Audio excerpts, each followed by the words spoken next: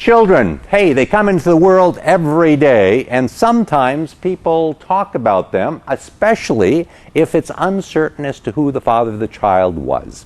Well, that takes us to this week's case. It involves a couple in Iowa. And there, a fellow found out that his significant other was pregnant. She told him that he was the father of the child, and he, being a good guy, began making support payments. He did this for a period of time, and then he said, you know, I really would like to be declared father of this child, and so he brought a petition to have paternity of the child determined.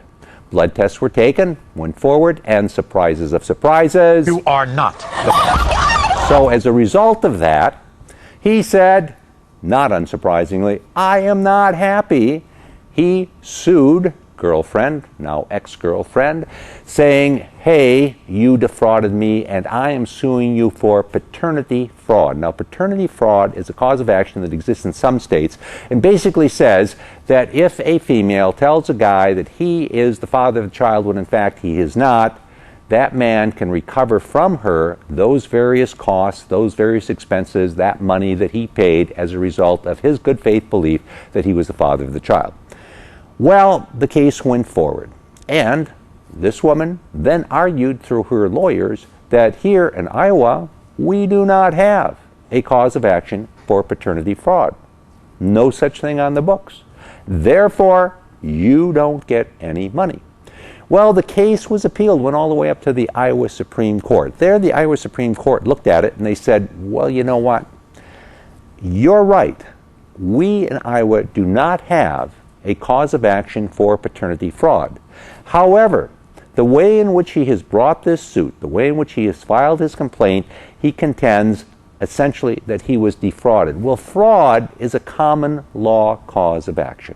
It's been around for a long period of time, and therefore, even though it does not specifically state paternity fraud, and even though we don't have paternity fraud here in Iowa, we find in this instance that he did bring a proper complaint, did bring a proper cause of action, and accordingly, we're going to let the case go forward, and they send it back down to the trial court for a determination as to what was owed by this woman. So what's the lesson learned in this? Well, a very simple lesson is learned. And that is, in today's world, we generally think that all the laws have been enacted by Congress and by various state legislatures.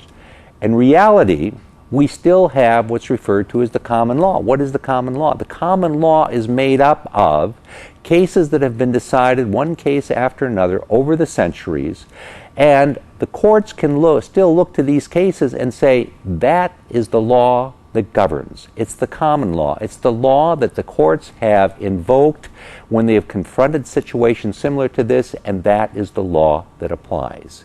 Do we always know specifically what that law may be? Not always, because that, in fact, requires lots of research, looking at some of the thousands and thousands of cases that have been decided over the years. But it is a basis for us, when we get into trouble with our neighbors, our friends, or sometimes ex-girlfriends, to find a basis in which we can, in fact, bring a cause of action that will allow us to be vindicated, to recover money, to in some way rectify the wrong that was done. Okay, we bring you this case as we bring you cases every week so you understand how the law works. I'm David Allen.